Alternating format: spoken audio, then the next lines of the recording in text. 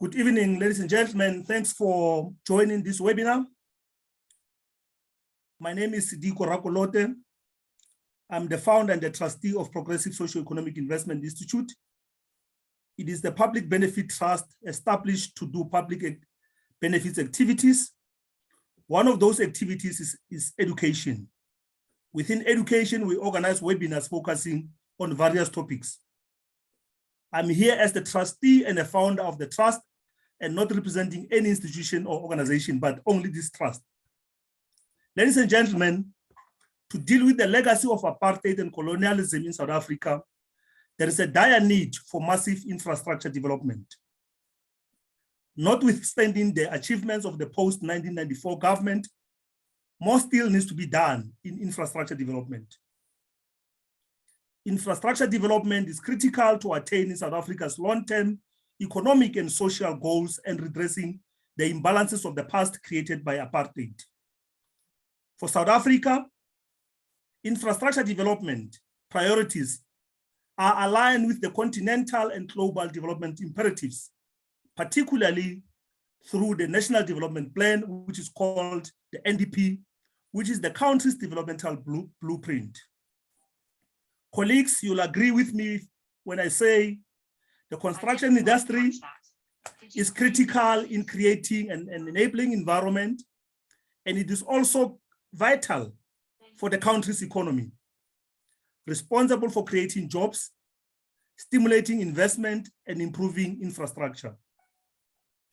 However, colleagues, in some parts of the country, legitimate community forums or business forums or concerned groups established to advance the interests of communities are infiltrated and hijacked by criminals demanding money and terrorizing construction sites.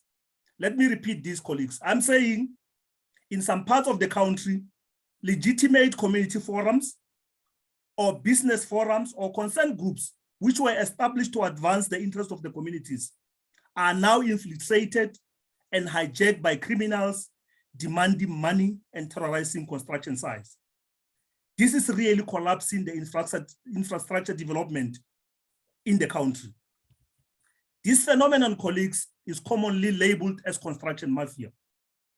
It has brought many companies to their knees, and is reported that in some instances, people have lost their lives.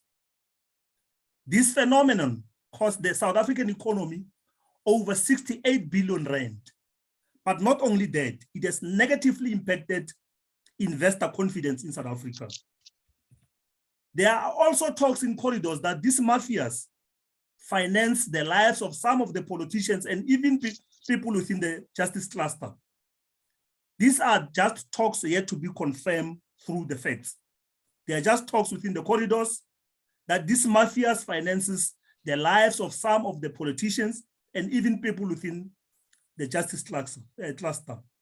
Like I said, these are just talks yet to be confirmed through the facts. It is reported that in 2019 alone, at least 183 infrastructure and construction projects worth more than 63 billion were affected by these disruptions of the construction mafia. As I said, colleagues, my name is Sediko, the founder and the trustee of Progressive Socio-Economic Investment Institute, a trust established for public benefit activities. I'm here as a trustee and the founder of the trust and not representing the views of any other institution except the trust. Today's topic is the role of government in protecting the construction sector from construction mafias. We are so humbled that we've got speakers who will represent perspectives, various perspectives on this topic. The first speaker will be the president of the Association of Construction Project Managers, Anthony Afodofo, who will talk about the lived experiences of construction project managers. He is the president of Association of Construction Project Managers. He'll be followed by Dr. Ongama Mtinga, who is a lecturer in the Department of History and Political Studies at Nelson Mandela University. I'm also proud to say I'm also doing my studies in PhD in the Nelson Mandela University. I'm a student there. He'll present to us the political economy of construction. The last speaker will be the Honorable Minister of Public Works and Infrastructure, Honorable Mr. Sihle Sikalala, who will give a government perspective and interventions in dealing with construction mafias. Once more, welcome to the webinar, and thanks to all panel members who volunteered their time to come and share their views with us. We are grateful to have you as panel members, and we are humbled by your gesture. The ground rules is that we will allow the speakers to present, and after the speakers have presented, we will then take questions, necessary questions that will be coming from all of you as members of this webinar. We'll first take 3 questions, allow panel members to respond, and followed up by 3 questions, allow panel members to respond, and take the last 3 questions and allow the panel members to respond.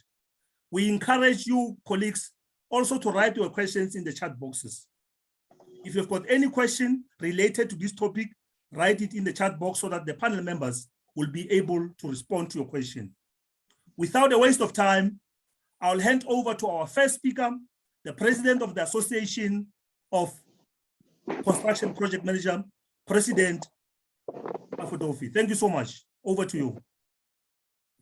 Thank you so much, Mr. Rakolote. It's a pleasure to be part of this webinar. I'd like to take the opportunity to greet the Honorable Minister, the Honorable Mr. Ngama Mtinka, and yourselves as a host. Thank you very much for this opportunity.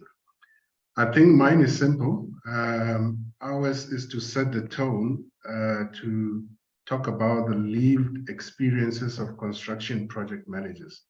So I'm going to take it very light before we get into the thick of things.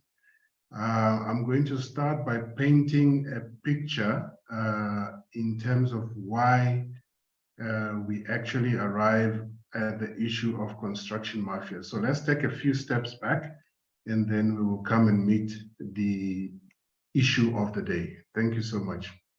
So let me get right into it.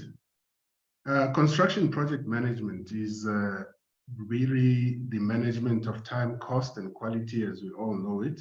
Those are the 3 key words that we normally use, but it's quite deeper than that once we start to unpack and unfold those 3 words. So time, cost, and quality of any type of construction project. In an ideal world, we would finish the projects within the set time frames, the cost parameters, and according to the specifications and qualities that were agreed from the onset. But we are not living in an ideal world, so things do happen. And those are the pictures that I want to paint for you. Well, where do projects come from? Projects are generally sponsored by the public and private sectors, investor groupings, public and private partnerships, etc., etc.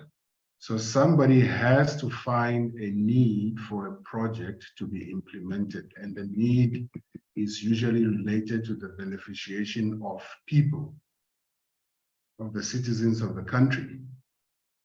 So some projects are implemented by government, some projects are implemented by private sector. Projects usually arise from public needs, from a public-private sector point of view.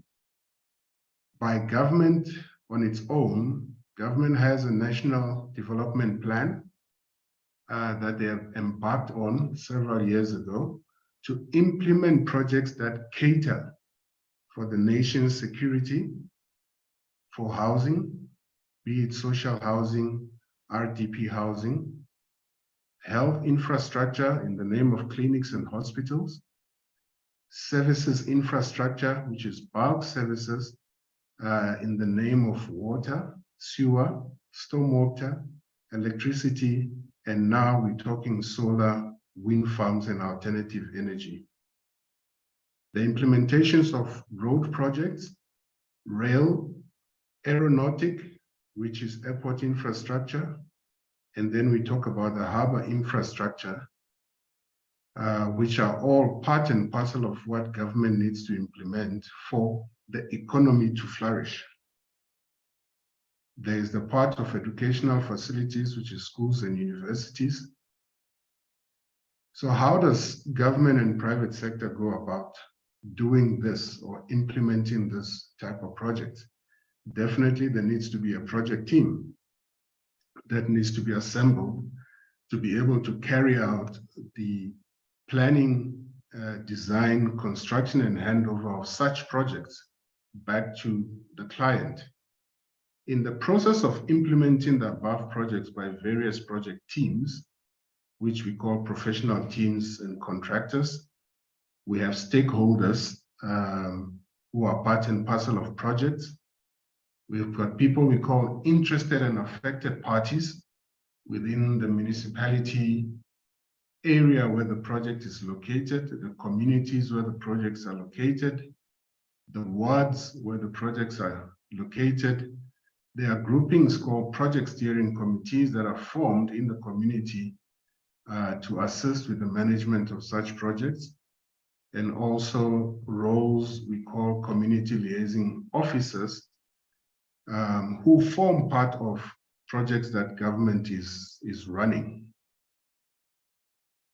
The interface between the project and the public becomes really localized in certain areas where the construction site is located. So this is usually demarcated in what we call a zone ward, especially if the project is sitting on the outlying areas of the built-up metropolitan areas. Government has introduced legislation some time ago that now allows the participation of small, medium, micro enterprises, which we call SMMEs, with the inclusion of a 30% of construction budget spent in further equipping local skilled and unskilled labor to participate on construction sites. We thought this was a very good idea in terms of creating value within the community, uplifting communities, educating communities, creating jobs within communities, whilst implementing projects for the same community to consume. These projects are then implemented through what we call a main contractor who has subcontractors who work under him during the implementation of any new project. But there is something we call public participation. There's a public participation process whereby the projects are introduced to the community structures regarding the scope, what the project is about, the size of the project, and the implementation plan and how long the project will take to allow for inclusion based on the previous points highlighted above. Therefore, allowing the creation of what we call local databases for SMMEs and also for local general labor within the communities where the projects are being implemented.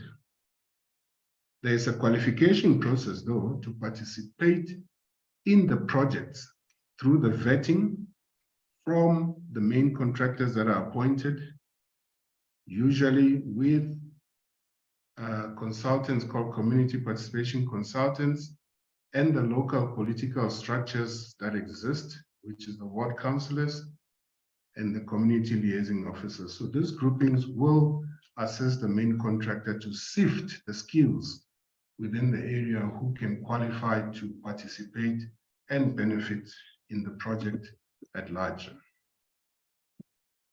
During the construction phase, we usually find groupings who label themselves as what we are calling now construction mafias. So we've gone into the communities, we've introduced the projects, we understand what needs to be done, databases are created, we get onto site, project commences, all of a sudden there's groups that come to the construction site to demand certain issues. I'll get into that just now. They use what we call alternative methods to impress on the main contractor their needs and wishes out of the project, which are never usually documented, agreed from the initiation process of the project, because there's a specific strategic way in which the public participation process takes place. Right. So these are some of the alternative methods usually used to impose on the main contractors on site. The new SMMEs on the contractor, and the contractor has already appointed SMMEs through a database system. They demand financial compensation if the above cannot be met. They demand that their suppliers with whom they have relationships with to be used by the main contractor for procurement of materials. They can influence the existing appointed SMMEs to down tools and disrupt the site with the promise that they can demand higher rates from the contractor, which is usually unrealistic to the project budget.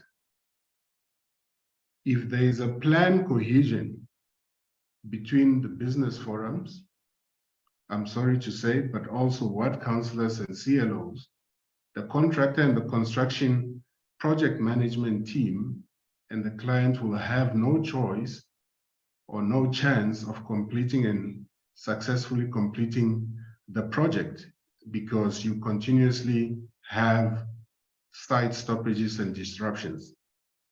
Strategies normally used by the business forums and or construction mafias would be in the form of hijacking of sites. So they hijack site meetings, what we call site meetings. So periodically, every 2 weeks, we have site meetings on site for technical or progress meetings. They come in armed, demanding financial compensation on the spot, or else their demands are to be met. Holding people hostage on site, in site camps, until financial demands are met. They vandalize the equipment and property that is on site to construct the banning of equipment and property on site, and to the latest, the shooting and killing of people on site who have woken up to go and do a hard day's job to provide food and sustenance for their families. Now, the above issues then cause a lot of delays, over expenditure on projects, and wastage of taxpayers' hard-earned money exponentially on many, many, many sites. I personally have gone through such occurrences on site, where we were having a site meeting and gunmen came on site to block the site gate, blocked us into the site, came onto site and demanded that they see the contractor and the project managers on site, demanding that there needs to be budget allocated for them to, during the course of the project, before they can allow us to construct on site, or else our lives will be in danger. So these are some of the issues that are real on the ground. I think our facilitator mentioned earlier on that according to the Organized Crime and Corruption Reporting Project's source, since 2019, several groups across the country have extorted no less than 183 infrastructure and construction projects worth over 63 billion rands via protection rackets. So it is really not a joke. I think my part was to lay the foundation in terms of what the situations are on site. I believe Dr. Ngama Mtinka will elaborate on some of the statistics of the political economy of construction. So I'll leave that stats there for now. But in closing, I would like to make a few remarks as follows towards finding long-lasting solutions to the problem of construction mafias on project sites. I began earlier by saying we involve ward councillors, we involve community liaison officers, we involve community participation consultants. These are new roles being played within the built environment sector just because of the issue of construction mafias and community issues to resolve matters, but in most cases have proven unsuccessful because force is the medium the construction mafia uses. As professional teams and contractor, our site securities are usually unarmed because there has never been a need to provide armed securities where we believe the projects are being implemented for the benefit of the communities. But we need to look into the budgeting and providing for budgets for armed security from inception to completion of projects because lives are now being endangered on project sites. So it's something we are taking up with clients very strongly. It might increase budgets upfront, but I think it's a necessity that we need to look at because at the end of the day, construction mafias are causing extension to project costs in any event. As professional teams, we also normally involve SAPs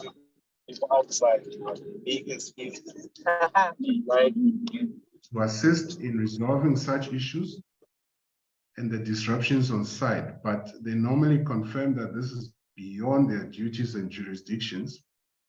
So we had another suggestion to say, what about the deployment of military forces by government to project sites to guard both human resources, financial resources, and property being built?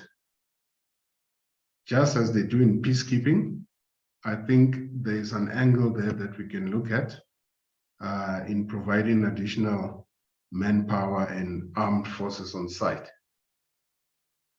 The same legislature that introduced the 30% spend for SMMEs and local labor must also introduce a new piece of legislation that protects its financial implementation and beneficiation to communities, to SMMEs, to the success of project sites, project teams, and all affected parties during the implementations of projects. I have been given a very short time. I think I'll pause there, and I hope our Honorable Minister will elaborate on government's perspectives and interventions to eradicate the issues of construction mafias. I think the industry is ready to have structured conversations around the table where we can find meaningful solutions to preserve and safeguard the people of South Africa. I thank you. Thank you so much, the President of the Association of Construction Project Managers, Mr. Anthony. We really appreciate your input. The key thing that you have submitted here is that when you arrive in an area, you establish what is called the project steering committees, which involves the community liaison officer and the ward councillors. And these people are responsible to source out the local database that will deal with local labor and also local subcontracting. We really appreciate your input on this matter. Without a waste of time, we'll hand over to Dr. Ngama to give us a perspective on the political economy on construction. Over to you, Dr. Ngama. Good evening to the Honorable Minister, our host, as well as everybody on call, all protocol observed. Thank you for inviting me to speak tonight. Please allow me to share my screen, host, if you may. I'd like to talk, to show my slides while I speak so that if I'm speaking too fast, people may follow the main points on the slides. I'll get started so long. My focus, the focus of my research on this phenomenon was when it started manifesting in Nelson Mandela Bay. It was around 2000. I have a personal journey on this. I graduated with majors in politics and journalism at Rhodes, and then went to work in an activist organization, the Gucha Development Corporation. I think there what excited me the most was the alignment of my politics, the sense that there has got to be more done to change the political economic reality in South Africa, and the fact that people needed to run businesses or development organizations that achieve results. So Gucha for me was an awakening of sort, but also showing how is it that executives acting within state-owned companies and special economic zones could be able to, drive both the imperatives of delivering on infrastructure projects, but at the same time, achieving broader political economic objectives in the country. I'm still trying to see whether I can share my screen. So I mentioned that because okay, sure, no, I see now I can, okay. I mentioned this, exposure that I had to an organization very early in my life that could do both the delivery of infrastructure projects while at the same time vehemently pursuing other developmental outcomes, such as distribution, fairness, and equity, was quite interesting, because I saw how is it that organizations can achieve the broader political objectives of the country while also helping to achieve or to deliver services to people. So the two are not antithetical, as we have been led to believe by many, that if you are compelling organizations to achieve the imperatives of creating a more inclusive country, that by virtue of doing that, you are actually, sabotaging effective delivery of services. So I'll come back to that. My focus mainly in the research is on, in fact, in this particular presentation tonight, is the political economy of making and remaking institutions. And I'm reflecting from a process of the rise and fall of business forums in Nelson Mandela Bay, with a view to contribute to this ongoing discussion in the country about the role of business forums, or in fact, the construction mafia. I'm not going to repeat what my colleague has said, but indeed in the post-94 period, because of what economists would call economies of backwardness, there was a huge growth in infrastructure spending by both government and private sector. In Nelson Mandela Bay, that took the form of addressing the housing backlog. Initially, the housing backlog, it took the form of the spatial development initiatives in '96, when the projects of Gucha and East London were born, at the Deepwater Port and Industrial Development Zone, and much later the Dube Trade Port, the other SEZs that were born out of that initial strategy to drive export-oriented industrialization in South Africa. So as a result of that, there was growth in investment.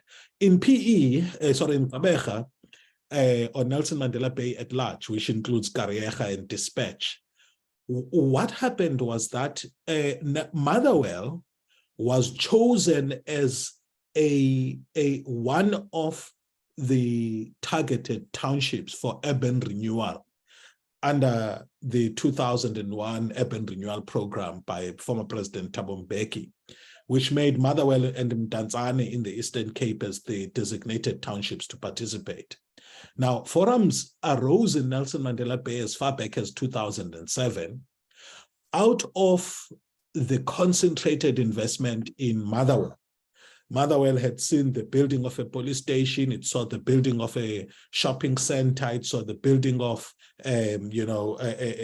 new courts, the multipurpose sports centers, the Tusong service centers. And I want to explain one concept as I continue. There's agreement in among people who study the role of development projects in conflict in the continent particularly, that it is in the nature of development projects themselves to actually generate conflict sometimes. Because as new development projects happen, they change how structures of representation in a society were organized. New people arise to challenge structures of representation. So I'm not surprised, sir, the chair of the forum, sorry, I just want to get my notes quickly. I'm not surprised when you say these forums arise notwithstanding your, I think it was Mr. Anthony Afadofe, I hope I'm not butchering your name and surname there.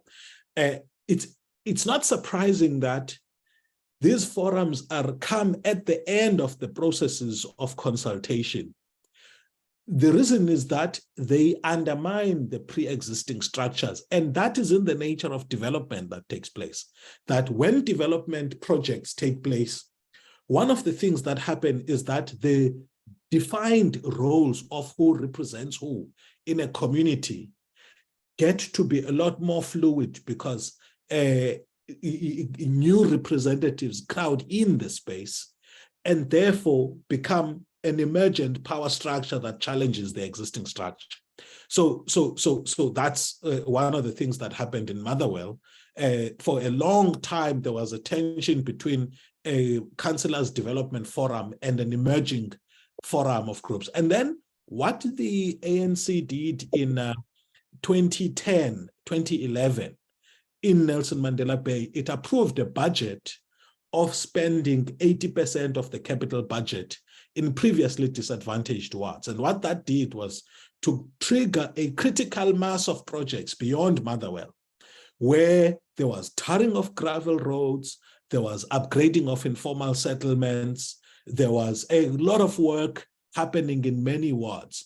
And the implications of that were further changes in terms of definitions of things, and I'll explain that shortly. So anyway, growth in the sector triggered by government investment in previously unaccessed areas or areas where there was poor services. And then the point I'm making for us to think about is that development triggers conflict.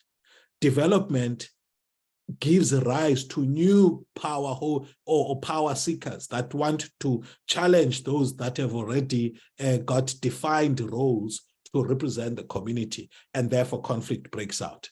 And then, as I was explaining my personal interest in this, at Guga, Guga in fact won awards as far back as 2007. And I think it was your very own Dr. Bridget Gasa went on to chair the Dube Trade Port and the executives at Guga, Mr. Pepe Silinga and them, who started and championed under EPWP a very effective contractor development program, where contractors came in from grades 1 and exited at grade 4. And this is long before, like 2006, before there was, organized, more transaction-based forms of organization. This is when you still had a NAFCOC that was a lot more organized. There's bad feedback from someone. So anyway, the Guga had started prescribing back in the mid-2030, in the mid-2000s, 30% compliance, and they were doing verification of BEE points and were catching out companies that were fronting. So I was introduced this corporate activism by a state-owned company that was developing infrastructure for itself as well, and also assisting government elsewhere with infrastructure development. So my personal interest arose in this. And then in 2012, when I heard stories being reported of people that were stopping projects and demanding work, I thought, wow, this is quite interesting. Sorry to speak about it in endearing terms, but as a political scientist who's got interest in political economy, I was asking myself, how do we grapple with this as a field? Remember, we've been studying political economy in South Africa, and there's been focus on history of inequality in general. There's been focus on pathways to industrialization. There's been focus on the mining energy complex. And I think my study is one of the few that are focusing on microeconomic or industry-specific issues with a view to theorize about what's happening that can have implications on policy. So my interest was, how do we, as the political science, political economy discipline, capture what is happening, you know? So first of all, my interest was to capture it for the discipline and theorize about it and write about it. And then the secondary aspect was whether or not one could have a contribution to ongoing policy discussions, and I'm going to try and run a lot faster. So, and then lastly, yeah, I think I've just dealt with these two, the policy impact as well as the, now here's the politically, the broad, and I think my colleague Anthony, I think, has already addressed some of these. I had to look at who are the actors, who are those who influence allocated work in the infrastructure space. And indeed, it's supply chain officers of either private sector or public sector institutions. It's established contractors, it's emerging contractors, and then chambers and forums. Chambers generally tend to be a lot more policy focused in their lobbying, while forums tend to be a lot more transaction focused. So they tend to attract a huge following in a very short period of time and undermine chambers precisely because they are more transactional. And if you are part of the group, then you are promised allocation of work, among other things.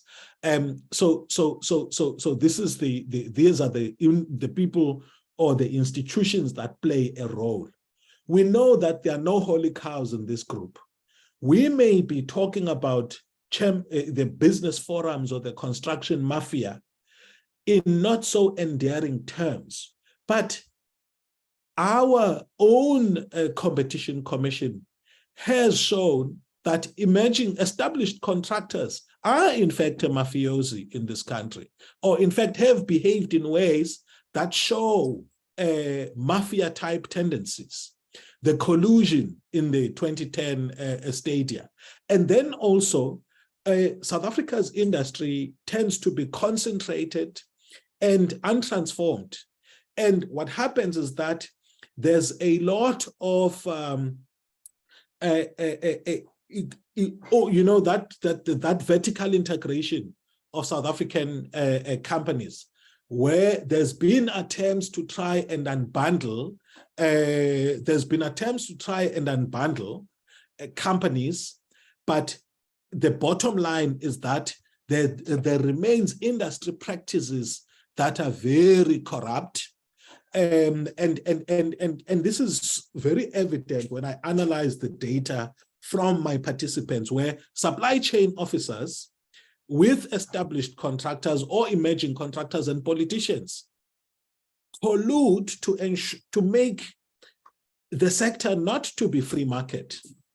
So while we may acknowledge the processes of open tendering, the fact of the matter is that very often the outcomes from tender processes end up being outcomes of power networks that have captured the system.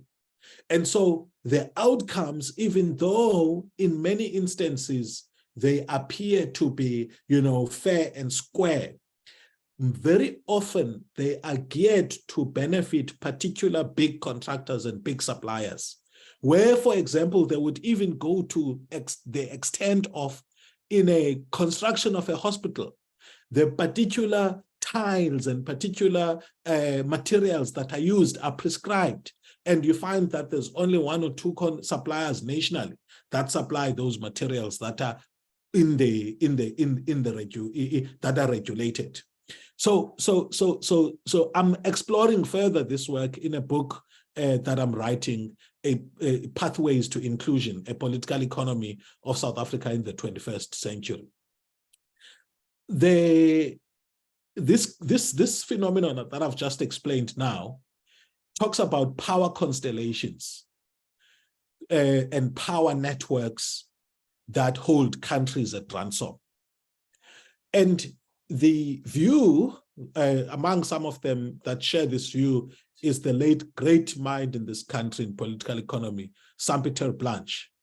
And the point here is that particular power constellations can help explain what kind of institutions are made in a particular political environment.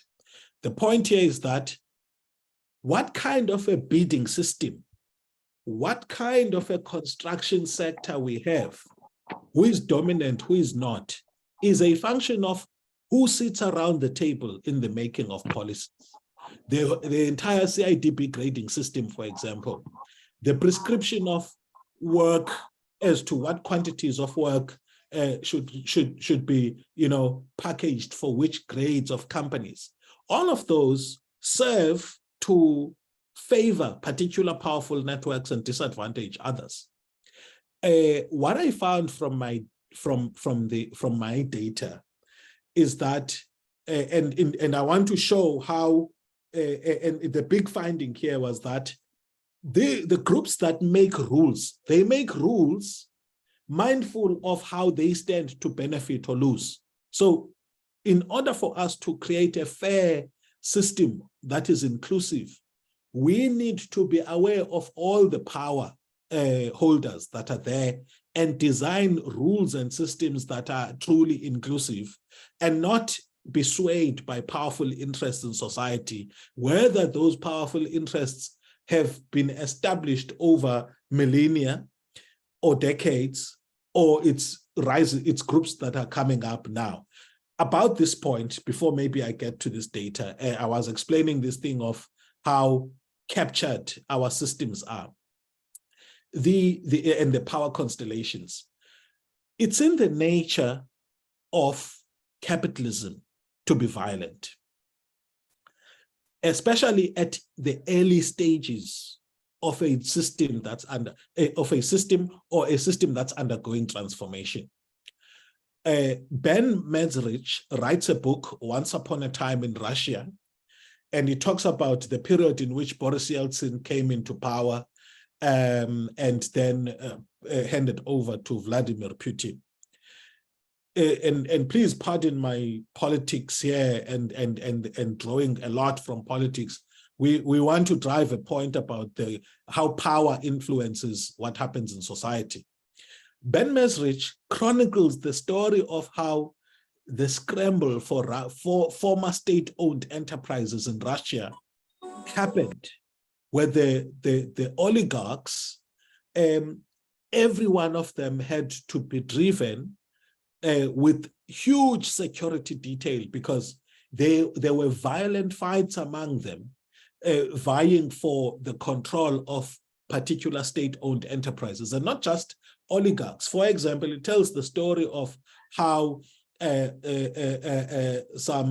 think it was Boris Berezovsky wanted to structure the aluminum sector in Russia and found that it was heavily violent, and people were eliminating one another in the aluminum business. You go to, maybe someone is going to say, that's Russia. Go to New York and how particular economic sectors were formed in New York. At the base of it was mafia-type organizations, which grew from the mafia to becoming mainstream.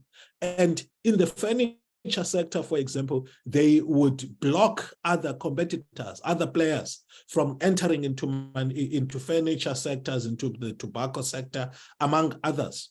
In fact, I think it's Johan van Lochenberg's book as well on tobacco wars, which shows elements of what we are seeing among mainstream manufacturers. So the point I'm making is that the violence tends to be right at the center sometimes of how nations that are undergoing transitions remake their modes of production, would be the more capitalism or some hybrid system. Also, I think what's worth noting here is that Phakamisa Nzamela, in his book Native Merchants, shows how, for example, in the mining of diamonds in Kimberley in the 1800s, there was this lobby group of white-only, organized white-only group of diamond miners that were attempting to put pressure on a governor who was very liberal in Kimberley to try and preclude black merchants from owning diamond mining companies. And this governor was actually refusing. For many years, refused to do their bidding, and they formed a protectorate, an armed group of sorts that was terrorizing other people that were operating, particularly black people that were operating in Kimberley. And I thought, wow, this is an interesting story of earlier, manifestations of these forums. And lastly, I want to talk about how in what we are seeing then, the rise of the British Empire. I tweeted this earlier, and I want to read quickly what Neil Ferguson in his book Empire says when he talks about. Let's round up, Dr. Mtinga. Let's round Sure. up. Yeah. Sure. So when he talks about the rise of the British Empire, okay, I'm not going to read it, but I'll summarize. He makes the point that it took pirates in the form of Henry Morgan to go in December 1623 to go and invade a Spanish-controlled Caribbean island and plunder that island and steal a lot of things, destroy a lot of ships, and then became Britain's pathway to becoming an imperial superpower and catching up with the Spaniards and the Portuguese. Anyway, in wrapping up, maybe let me just skip this and come to this slide. The groups wanted to push for there to be transformation in Nelson Mandela Bay. I understand what Mr. Anthony was saying, that in KZN, if he was talking about KZN, it appears that the process of procurement is already inclusive. And by the time the construction mafia arrives, there are already SMMEs that are appointed. This was not necessarily the case in Nelson Mandela Bay. The forums came to an environment in which there wasn't, a critical mass of local suppliers. So their activities resulted in local suppliers being included.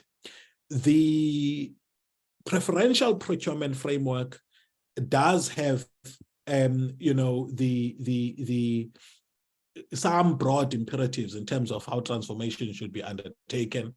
Obviously, that's undergoing some significant changes, but the 30% rule didn't come with the forums themselves. This had been a commitment in terms of what government had been wanting to achieve.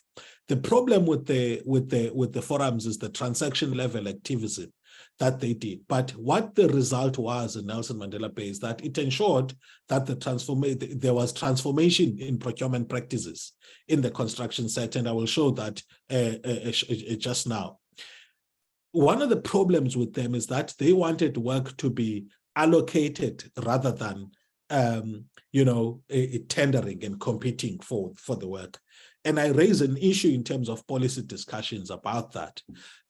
Also, the imperatives of the construction guys were not always noble.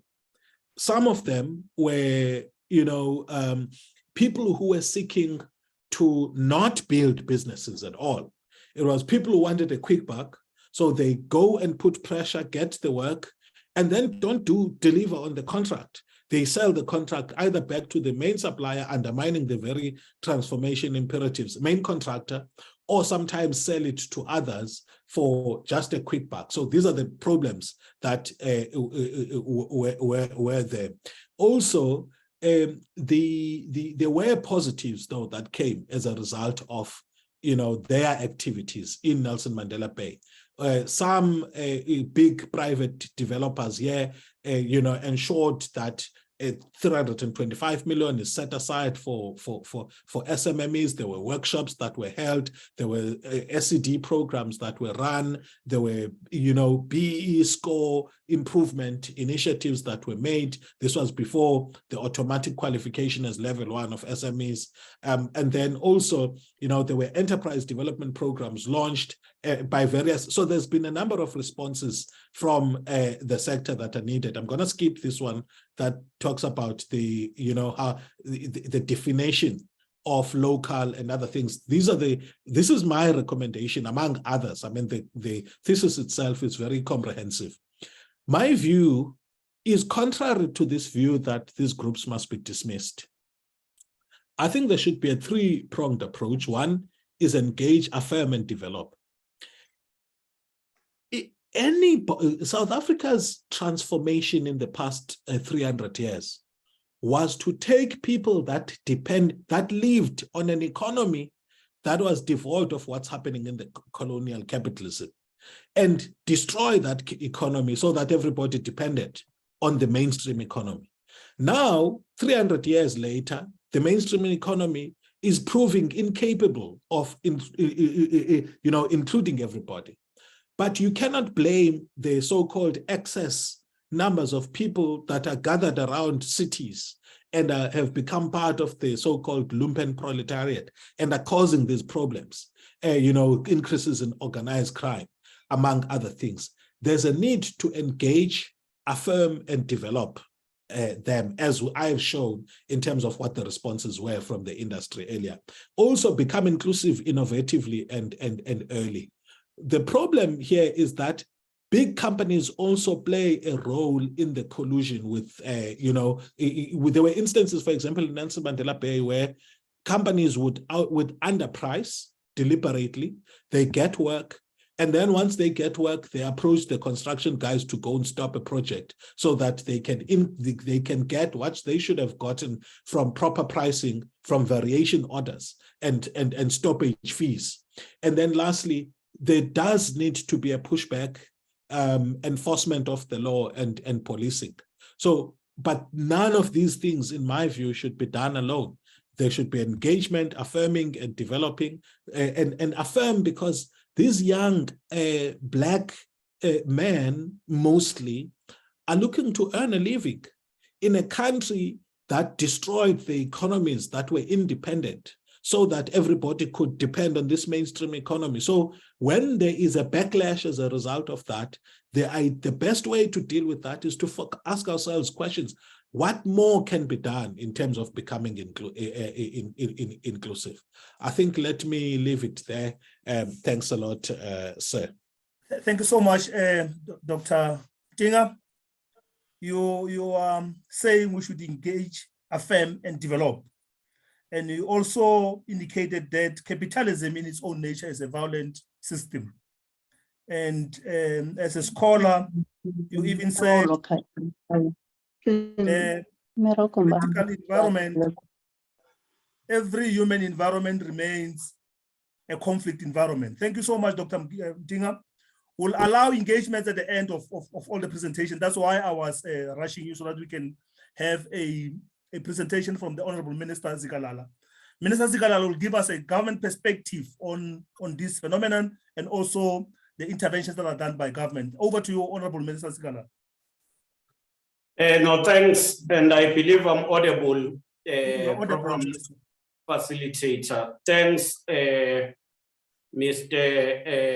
Seroklo, Sediko, Anthony, and Mr. Mtimka. May I then take this opportunity to also greet all people who are in the platform. We welcome this opportunity to engage on this concerning trend that is developing, which have been characterized as the construction mafia. Because of the detailed analysis that have been given by the two panelists, I will then just add a few things and get into what we're doing as government. Maybe then we also affirm that according to the global initiatives which conduct studies in the work of organized criminal syndicates, about 186 projects have suffered from construction disruption, extortion, and all of these things. About 68 billion has been the cost to the economy. Currently, police are investigating 682 cases, and there have been arrests to some of these cases to an amount of 702 people who have been arrested. The government is engaging on this phenomenon with a view of ensuring that it is eradicated. Our approach is to ensure that we remain committed in empowering genuine entrepreneurs and individuals. But at the same time, we are not going to enter into prolonged negotiations with people who are interested in disruption, hijacking of construction sites, and extortion. So while we engage, we will engage with an intention of assisting those who are eagerly prepared to participate in the construction sector as entrepreneurs than people who just want payment and leave. So what are the interventions that we are putting in place? One is law enforcement. This is coming, I'm presenting it as a first intervention, but in essence, the first intervention has been described by the first panelist on how we conduct the construction processes, the construction, the consultation, public participation, and all of that. So I'm not going to repeat on those issues, but the intervention to crack down this construction mafia, one is the enforcement. Government has enhanced the capacity and resources of law enforcement agencies to investigate and prosecute in this sector. The special task force exists within the police and is working with the Directorate of Priority Crime. The second is to ensure that regulations are tightened and clear and transparent. As government, we've set up institutions to assist those who want to participate in the construction and the economy as a whole. Among others is CIDP, CBE, which is the construction built environment. We also have Agrima SA. We have policies on localization, and that include 30% that should be spent on local SMMEs so that they get empowered. But the question is how one access those opportunities. We have emphasized that if a big company gets an opportunity in a particular area, they must then liaise with the municipality and get the database of local companies. And in issuing opportunities in terms of the 30% subcontracting, they must then use the local database so that we avoid a situation where big companies will parachute from one area to another area with the same SMME. So they must be spread. But we are also saying on top of that, the regulations must enforce a rotational. It must not be one company that is always supported. They must be a spread in that database of the municipality. So we are using both enforcement, but to ensure that there are clear regulations, there is empowerment in a form of ensuring 30% localization. The third is public-private cooperation. We're fostering collaboration between government, law enforcement agencies, and industries. In this case, we are able to work together to protect construction sites. And in some cases, I know that they've even developed systems where people in the construction sites are able to report to police with immediate effect. We are also engaging with trade unions as well as communities. In this regard, we are also now, as the Department of Public Works and Infrastructure, piloting what we call facilitation, where we will have a unit that will focus on facilitation so that all people who are involved or all stakeholders are able to be engaged and participate in these projects. Fourthly, we are enhancing whistleblower protection because there are people who are eager to see development. They're able to inform police and inform us as government of those individuals who are engaged in these criminal activities.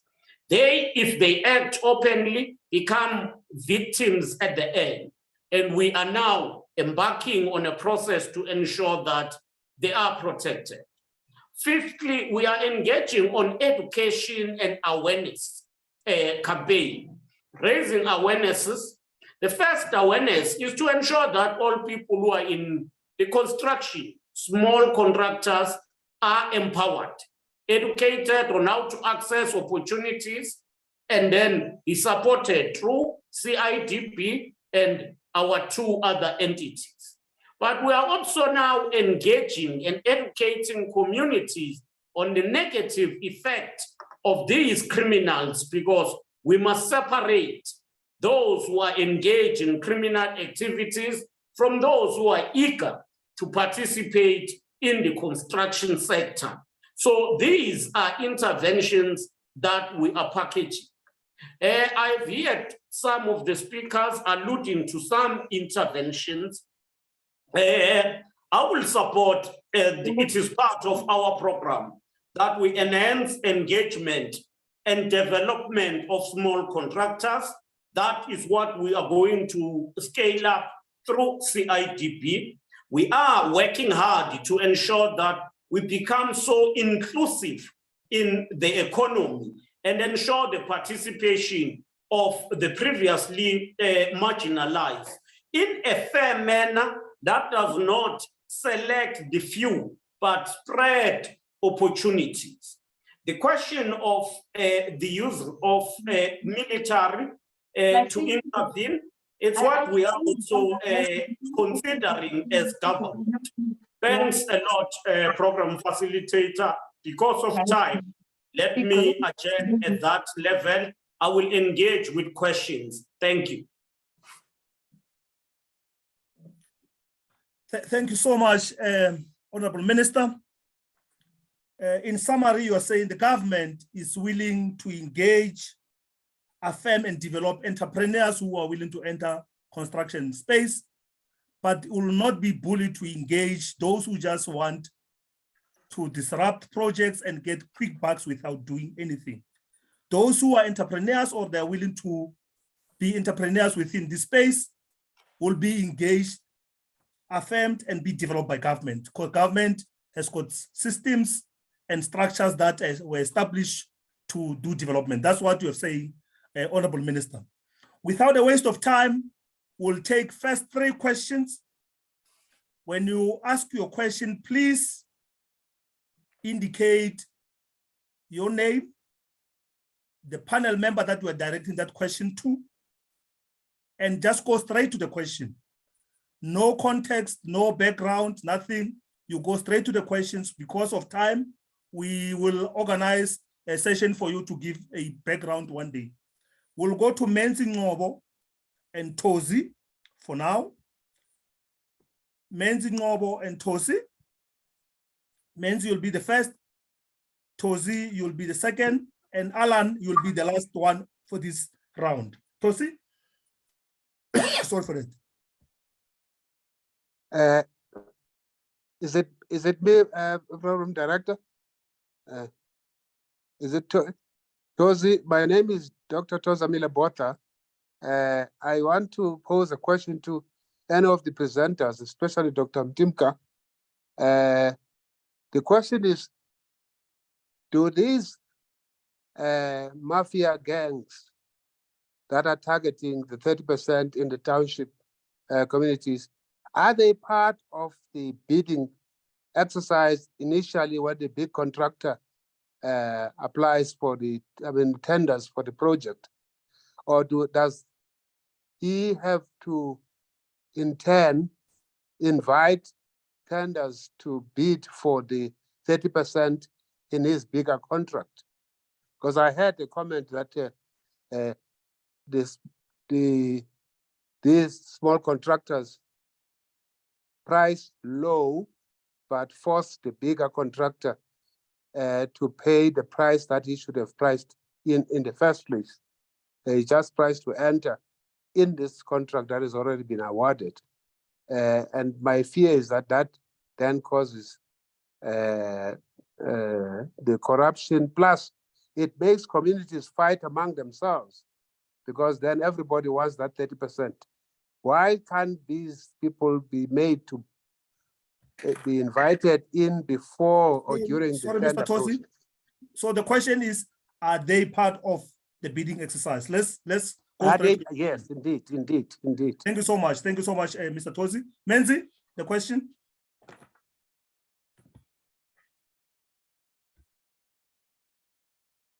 Menzi, your question?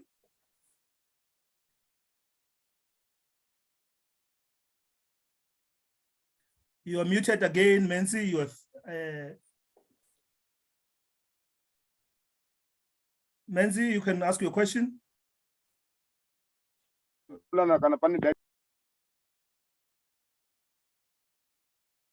Menzi? Okay, let's go to Alan. Thank you very much, Chair. Can you hear me? Yeah, we can hear you, Alan. Thank you so much. My name is Alan Fuchs. I'm from the Gauteng legislature. Now, the minister has mentioned certain interventions, the first one being law enforcement. Now, let's be frank and honest with each other. Law enforcement has not added terribly much value as far as this problem is concerned thus far. And I'd be interested to know from the minister what is going to change in the future. My view, and I'd like... Well, the question is that what is going to change in the future? Let's go straight to the question. We'll take your views later. Let's go to the question straight. Sorry, Chair, just to finish the question, can I just... my view is that change in policy, a change in legislation and law enforcement are the issues that are really going to make the big difference. And I'm just wondering whether the minister would agree or disagree. Thank you. Thank you so much, Ellen. Let's go try again to Menzi. We're giving you the last chance, Menzi.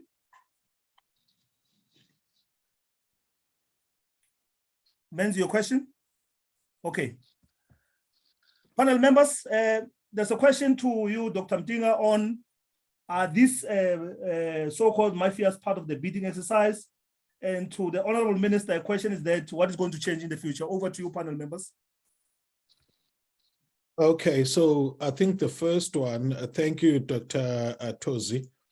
Generally, they are not. So these are small companies that cannot bid on work, and there are regulations for CIDB that say only companies of a particular grade can respond to certain bids.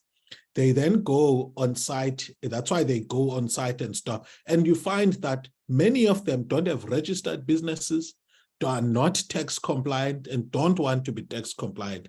That's why they prefer work to be allocated rather than to compete for the small 30% work.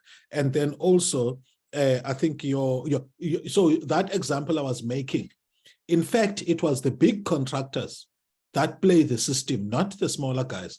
So the big contractors, instead of pricing a project correctly, they would deliberately price it to undercut their competitors, and then go and get the contractors, the mafia, to stop their own project through underhanded dealings, and then use that stoppage to increase their fees.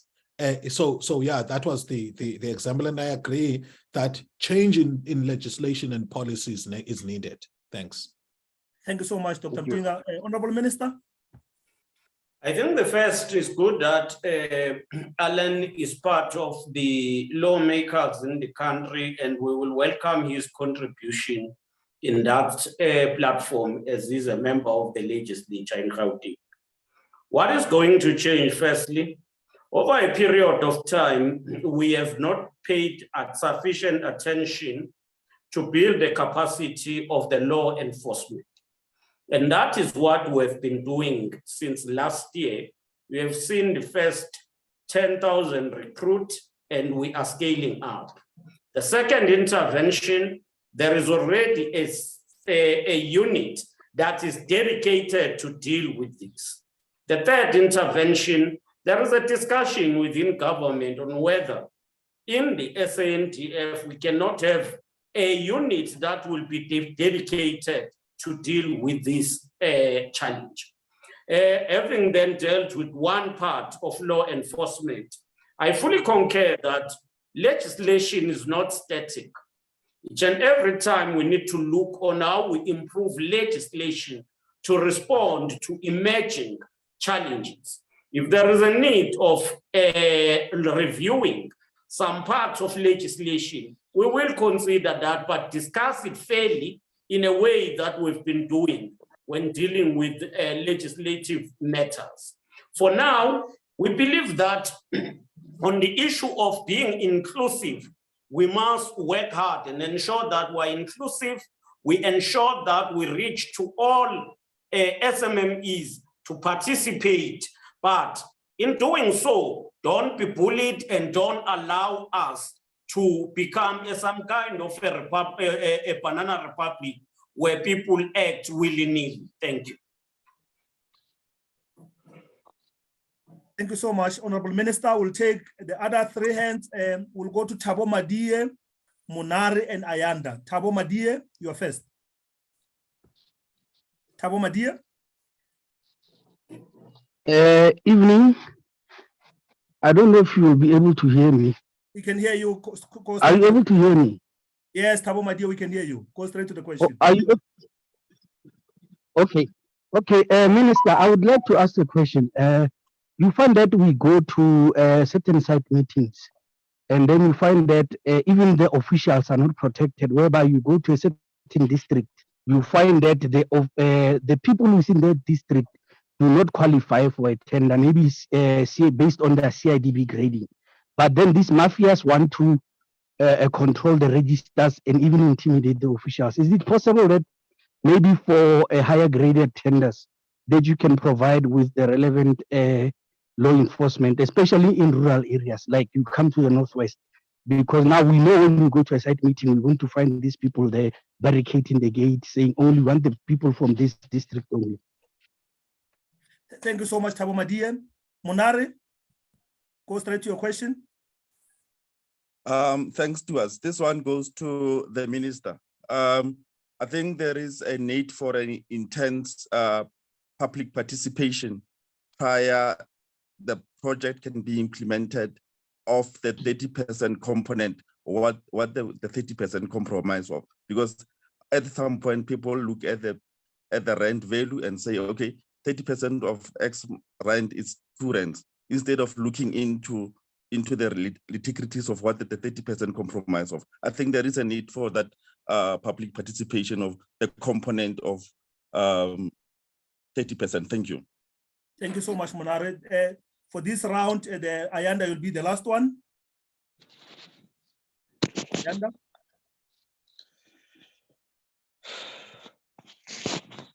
Ayanda, Yes, sir. Can you hear me? we can hear you. Thank you so much. Just 4 questions, actually. My No, first question. We'll take only one question for now, bro. Okay, let me just take the critical one. I just want to direct my question to the minister. I'm from the Wild Coast area. I just want to check or find out, in terms of the statistics that are presented today, can the minister reflect to us how many cases or how many cases have they arrested people that are involved in these mafia-related cases? I've got more things, maybe in the CITP related, maybe I'll have to engage the minister on the notes, because the CITP comments also needs detailed engagement on these issues. But I just want to know, from the statistics, we have had so many projects stopped, and I just want to check how many of those projects where we have had cases opened, people arrested, and cases that are continuing in the court of law. Thank you. Thank you so much, Ayanda. Honorable Minister. Thanks. I believe you can hear me. Maybe let me start with the last question. As I said, we have 186 projects that have been affected. Of these, 682 cases are being investigated. Of these cases, there are cases that relate, the majority of them relate to extortion. Then we have 702 arrests that have been done by police, and then the prosecution is ongoing. So I believe that then covers Ayanda. I think, Thabo, my dear, the safety of our officials is critical. I will fully agree with you that we do need to ensure that in dealing with cases where there is a potential of either people being held at ransom or victimized or attacked, that security should be provided. And in the form of the DDM, we must work on those approaches. And that's why departments must align and cooperate in the implementation of projects. Now, the intensification of public participation by Monare, I fully agree, and I believe I have already alluded to that point earlier. In fact, we are, as the department, going to be engaging with other departments to ensure that we engage on public road shows where we will be able to say, these are entities that help SMMEs to participate in the construction industry. This is how you get into these projects. These are projects that are forthcoming, but we then begin to localize these in the implementation.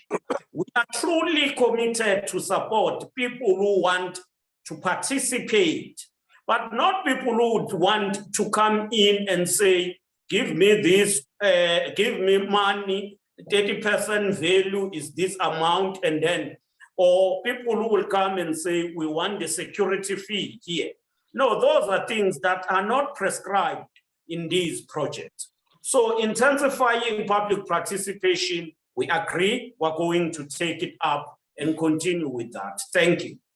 Thank you so much, Minister. And I think you are answering a question from Monare, but it's also a question from a guy called Ditumele on the chat box that talks about informing communities and also some stakeholders on issues of 30%. What does this 30% entail? So thank you so much, Honorable Minister. We'll take Amos, Lindoguhle, and Lufuno. Amos, you are first. Good evening. Can you hear me? We can hear you. Thank you for the opportunity. My question is simple and straightforward. Minister, is there a reason why public order policing cannot be utilized whilst you have mentioned other measures that you are presently implementing, because they don't seem to be that much busy. Thank you. Thank you so much, Amose. Lindokuhle.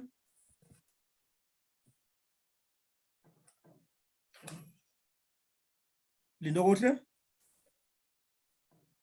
How do we balance the public sector projects, private sector projects, and the engagement? Because what I've observed is that Participate.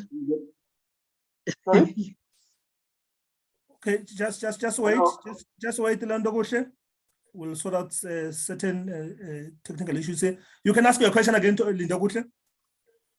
So my question is, how do you balance the private sector development with public sector development in terms of legislation and community engagement process? Because what I've observed is with the public sector, there seems that you have a clear sequence of how engagements happen. But the private sector development seems to be affected more by these mafias because there is no clarity in terms of compliance and policy. How do we balance the two for a proper engagement and prevention of these infiltration by so-called mafias in terms of documentation and planning and preparation? How do we balance the two? Thank you so much, Lindokuhle. Lufuno, you are last on this round. Chair, thanks. My question is, by the virtue of related to legislation, goes to the minister. Has there been consideration to consider accreditations of individuals forming companies in order to grade the companies on the CIDB side properly? It makes no sense to have a master's graduate with 20 years experience starting at grade 1. I needed to give that example. I hope it gives context. Thank you, Chair. Thank you so much, Lufuno. Over to you, Honorable Minister. Thank you. I think the use of public order policing, I would not fully concur that they are not utilized. They are utilized in many areas. I know that they've been utilized in Pretoria, Silvercorp, when we were disrupted. I know that they've been utilized in KwaZulu-Natal in various projects. But we will have to ensure that we build the capacity of the police to intervene and intervene decisively. Not that we want to enforce authority in a brutal way against the people, but they must be law and order. I think all of us will have to agree on that. Now, we will ensure that in all areas, public order policing is included and utilized. But I know in these areas that I've mentioned, we have gotten assistance from them. In the public sector and private sector, with private sector was strict on localization and everything. Yes, private sector might not be so strict, but we have established a way where if the private sector is investing, we register that in the strategic infrastructure projects, SIPs, and we ensure that they are supported. In doing so, we engage with them also to ensure that they open up opportunities for local companies to benefit. The local benefits include employment, it includes SMMEs. We also facilitate, and that's why under Infrastructure South Africa, we're also beefing up this arm that I referred to of facilitation, so that we're able to draw the public sector and private sector together. Even if it is a private sector project, we should be able to ensure that the facilitation is there to assist. Lastly, accreditation. Yes, we continue to review accreditation. Many companies get accredited on the basis of, one, their capacity, financial muscles, as well as the skills that they have. But if there is a need of that, I'm sure, Lufuno, you can advise us more, but I believe CIDB has been using that. One weakness, though, that have been identified, which we have identified, is that companies with a grade that is high, you will find that they undercooked. Then they fail to do work. And that's why many companies, you find that they are either liquidated or they are in problems. And that's why there are a lot of unfinished projects that are in various provinces, which we are attending to. You might have seen us going to some of these projects, trying to unlock them. Thank you.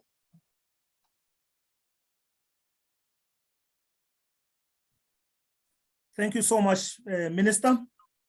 We really appreciate that the responses. Colleagues, we are hosting this webinar in partnership with Public Works and Infrastructure, Association of Construction Project Managers, and the Nelson Mandela University, particularly the Center for Security and Peace and Conflict Resolution. I will allow Dr. Ntsikelelo Breakfast to give us a brief overview on the Center for Conflict Resolution. Dr. Breakfast, are you ready? Yes, I am, Daddy. Let me try to share. Can you see the screen? Just wait a sec. I'll be with you in a minute. Can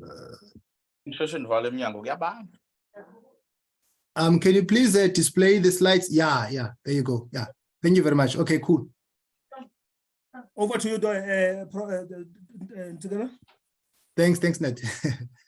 Thank you very much, Ndate. I'm not going to bore you with a lot of stuff. I presume that in the audience, you must be tired. So first things first, the center is subsumed in the Faculty of Humanities at Nelson Mandela University, and I am the head of it. So the center is meant to de-escalate the magnitude of social conflicts, in particular at local government level. Also, it is meant to facilitate conflict management locally and on a global scale. We also intend to develop an early warning system to intercept security threats, and from time to time, we contribute to the field of conflict, peace, and security studies through our scientific outputs as a center. We also acknowledge the symbiotic relationship between security and development. Can you move to the next slide, Ndate?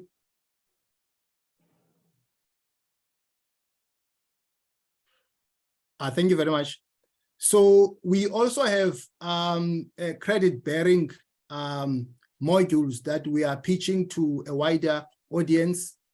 We provide training, in particular with regard to modules on mediation, conflict management, and also organizational development. We also, from time to time, work side by side with multilateral institutions to try to assist in terms of the facilitation of conflict management. Can you please move to the next slide, Ndate? No, that's the first slide. You're going backwards now. The next one, yeah. So also we do hold workshops, seminars, and public lectures and join forces with other partners as we have done with you now. Yeah, I think that's that. I don't want to share too much information. I think this is enough. Thank you very much, Ndate. Thank you so much, Dr. Ntsikelelo Breakfast.